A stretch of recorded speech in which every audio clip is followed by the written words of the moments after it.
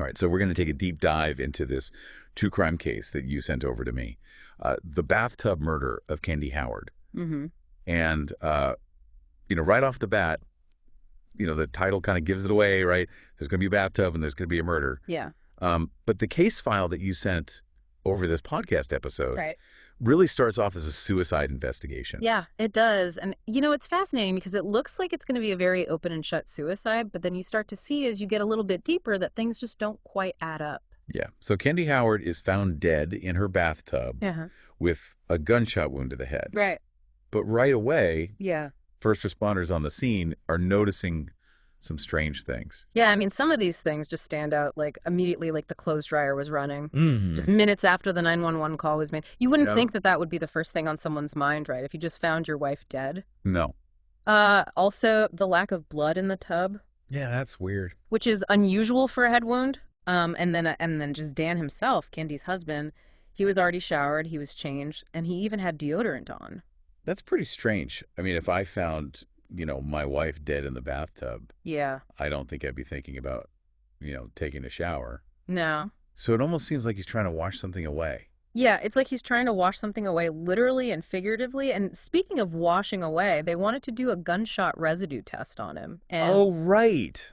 Yeah, they do that to see if someone has recently fired a gun. Right. What happened? Well, when they went to do that, he became really fidgety, started shoving his hands in his pockets. It's almost like he was trying to wipe something off of his hands. Mm. Not exactly the behavior you'd expect from someone who is innocent, especially if a former state trooper who should be used to this type of procedure. Wait a minute, he was a state trooper? Mm-hmm. Okay, so that changes things a little bit. Yeah, it does. And that's really what made investigators start to think, did he use his knowledge to stage a suicide? Could this be, we've all heard of the term staging a suicide to make a murder look like a suicide and mislead investigators. Right. Did he do that? So what about Kendi's family and friends? Yeah. What did they think about all this? Well, Kendi's brother Brian, he found Dan oddly emotionless, Hmm. which he thought was strange, but her daughter Brooke was very suspicious. In fact, she straight up accused Dan of murdering her mother during that initial 911 call. Oh, wow. So that must have been a tense 911 call to listen to. Oh, absolutely. And, it was a crucial piece of evidence because it immediately revealed that there was a lot of tension within the family. Mhm. And Brooke clearly suspected Dan right from the start. Yeah. She knew something wasn't right. Yeah, so who was Kendi? What was she like? Yeah, Kendi was described as a vibrant and fun-loving woman. Okay. She loved spin class, she loved going to breweries, and she even had this quirky collection of glass chickens. Glass chickens. That's a Yeah. new one. I haven't heard that one before. Yeah. All right, so what about Dan? Besides being a former state trooper, what else do we know about him? Well, on the surface, he appeared to be a very respectable figure. He was a former Marine, a state trooper, somebody you might think would be a pillar of the community. Right, but we're starting to see this darker side Yeah. of Dan, the controlling behavior, especially when it comes to money. That's right. Financially, they were well off. Okay. But money was a constant source of tension. Dan was very controlling of Kendi's spending and limited her access to their resources. Right, and that's a classic thing that abusers do, right? It is. To gain control and to isolate their victims is to make them financially dependent on them. Absolutely. And, make them less likely to leave. Right. Yeah, and it keeps them trapped. And Dan also had a history of violence, right? He did, yeah. There was Yeah. an incident where Kendi had an affair and Dan threatened to kill the man involved. And he even served jail time for it. Oh, wow. So there's a clear pattern here, right, of possessive and violent behavior. Definitely. Was there anything else? Unfortunately, yes. Friends recalled Dan's controlling nature, particularly when it came to money. Okay. And it wasn't just verbal or emotional control. Right. Kendi actually confided in a friend about Dan's physical abuse, and she even sent pictures of her bruises. That's terrible. Yeah, it is. And it gets even worse a few days before her death. Kendi's mother actually called for a welfare check after a really disturbing phone call with Kendi, and she told the responding deputy that Dan had actually tried to suffocate her. Oh, my God. And that she was terrified for her life. So she was trying to reach out for help. She was. It's so sad to think that she might have been so close to escaping that situation. Yeah, and this is one of those things that really highlights how domestic violence often escalates over time. Right. And it's a chilling reminder that abusers can be incredibly manipulative, making it extremely difficult for victims to leave. And sometimes the consequences can be fatal. So we've got this suspicious death scene. Mhm. We've got Dan acting really strangely, and we've got this history of violence and control. Mm-hmm. And on top of that, Kendi was expressing fear for her life. Yeah.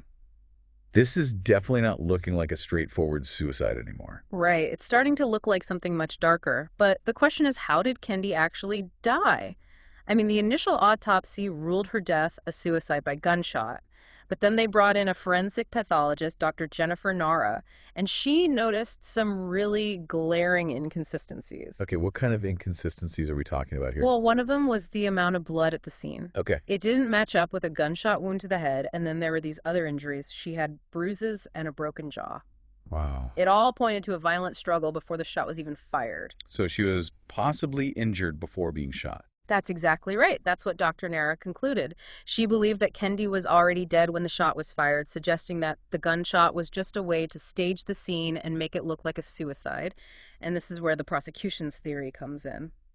They believe that Dan used a specific restraining technique that he learned as a state trooper called a carotid restraint, hold to kill Kendi. A carotid restraint. Hold. What is that? Well, it's a hold that cuts off blood flow to the brain by applying pressure to the carotid arteries on the sides of the neck. Oh, wow. And it can be fatal if it's applied for too long. And, this detail is particularly chilling because Dan would learn this technique as a state trooper. Right. So he had the knowledge and the training to do this, and it makes you wonder if this was premeditated, right?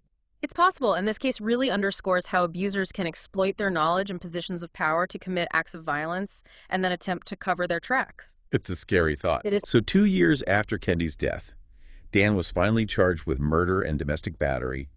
But then right as his trial is wrapping up, we get this crazy twist. I know, right? It's like something you see in a movie. So Dan, who is out on bail, tries to run away. Yeah, he tries to escape. They actually catch him at the Spokane airport. He's trying to fly away. Yeah, well, he claimed he was just helping a friend return a rental car, but the timing was incredibly suspicious. Yeah, a little too convenient, I think. Right. It seems like he knew things weren't going his way, and he decided to make a run for it. Yeah, so after this long and dramatic trial, what happened? What did the jury decide? Well, the jury was out for over 8 hours, which I think suggests they really wrestled with the evidence before reaching a decision. Yeah. It really emphasizes how complex this case was, even with all the incriminating details that we've been discussing. Mm-hmm. I mean, the tension in that courtroom must have been palpable as everyone waited for the verdict. And the verdict was guilty. Wow. The jury found Dan Howard guilty of second-degree murder. Guilty. Guilty. So after all of that, all of the twists and turns justice for Kendi, what a moment that must have been for her family and friends. I mean, yeah, it must have been incredibly powerful, years of waiting and fighting for the truth, and it finally culminated in that moment. Yeah. Kendi's loved ones were finally able to see some accountability for her tragic death. A bittersweet victory for sure, but a victory nonetheless. What about Dan? How did he react when he heard the verdict? There was no visible remorse from him at all. Whoa. Even during his sentencing, he tried to plead for leniency, but it all just felt so hollow and insincere. It's chilling to think that there wasn't even, just a little bit of regret there, Right. acknowledging the pain that he caused. And the judge saw right through it. He called Dan out for his pride, his greed, and his anger, and ultimately sentenced him to life in prison without the possibility of parole. Wow, life in prison. Yeah. That's a strong statement. And it really shows the severity of his crimes and the impact of domestic violence. Yeah. This case is a stark reminder that domestic violence can happen anywhere, even in seemingly, quote-unquote, perfect families. Mm-hmm. And it's so important for us to recognize the red flags and offer support to those who might be trapped in these situations. Absolutely. It's easy to get caught up in the legal stuff, the evidence and the trial and all that. Yeah. But we can't forget about the human cost here. Yeah. This is a woman's life, a mother, a friend, Right. and she's deeply missed. You're absolutely right. And her story reminds us that we need to believe survivors. We need to create a culture where people feel safe to come forward Yeah. and seek help without fear of being judged. Too often victims are silenced and their stories are dismissed or minimized, and we need to do better. I think it's also a reminder that abusers can be incredibly manipulative. Yeah. And charming, and even people in positions of authority like Dan was. They can use their knowledge and their power to control their victims, which makes it so much harder for them to escape. That's why it's so important to pay attention to patterns of behavior. Okay. Like in this case, Dan's history of violence, his controlling behavior, Kendi expressing fear for her life. Right. I mean, these things should have raised some serious red flags, and it's heartbreaking to think that the system may have failed her. It makes you wonder, could Kendi's death have been prevented? Right. Should the authorities have intervened more forcefully when they were called to the house for the welfare check? It's a difficult question. Yeah. Domestic violence cases can be incredibly challenging Yeah. to investigate and prosecute. A lot of times, victims are afraid to cooperate Right. for a lot of different reasons, including fear of retaliation. Yeah. And sometimes, even when there are, really clear signs of abuse, it can be really hard to gather enough evidence to make an arrest. That's true. It's tragic, and it really highlights some of the flaws in the system. And, I think we need to strive to do better to protect victims of domestic violence. Absolutely. We need to invest in resources and training for law enforcement, Yeah. support services for victims, and really focus on early intervention. These things can be life-saving.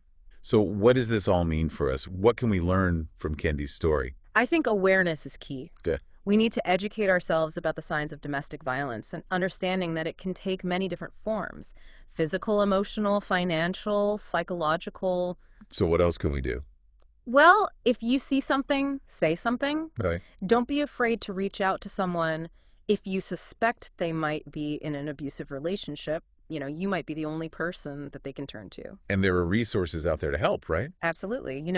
Organizations like the National Domestic Violence Hotline, they provide confidential support and guidance 24/7 Right. to victims and their loved ones. This has been a really heavy deep dive, It has. but these are important conversations. We are. Domestic violence thrives in silence. So just by shining a light on these stories, we can help break the stigma and empower victims to come forward and seek help. I completely agree. It's a reminder that we all have a responsibility to look out for one another. This case also highlights the importance of listening to our instincts. Yes. If something feels wrong, it probably is. Right. Trust your gut and don't hesitate to seek help if you feel unsafe or threatened. Exactly. Yeah. It's better to err on the side of caution when it comes to personal safety. It's easy to get, lost in the details in a case like this. But, at the heart of it all, Yeah, there's a real human tragedy. there is. Kendi's daughter, Brooke, and her granddaughter, Kenley. Mm, They lost a mother and a grandmother, right. and their lives are forever changed because of this. It's heartbreaking. And, during the trial, we actually heard from Kenley, Oh, wow. who was only 8 years old Gosh. when her grandmother was murdered. And she talked about, Kendi's personality, her laughter, and how much she loved those glass chickens. Yeah. It's just a stark reminder that, behind every headline, there are real people grappling with unimaginable loss. Yeah, it's those little details that really stick with you. Yeah. Little Kenley, holding those glass chickens, Yeah. a connection to her grandmother, Right. that she lost.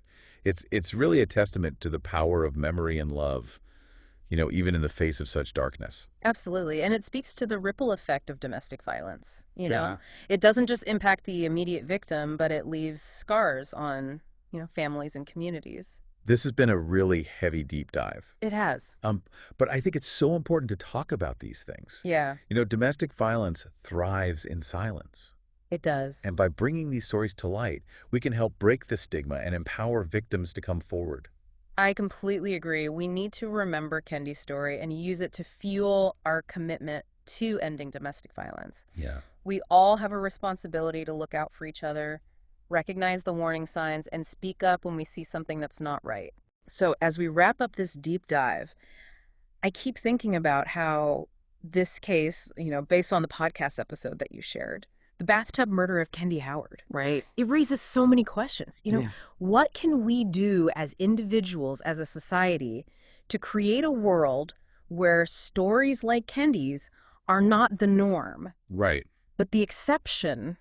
What actions can we take, big or small, to promote, healthy relationships and challenge these harmful gender norms and support those who are experiencing abuse?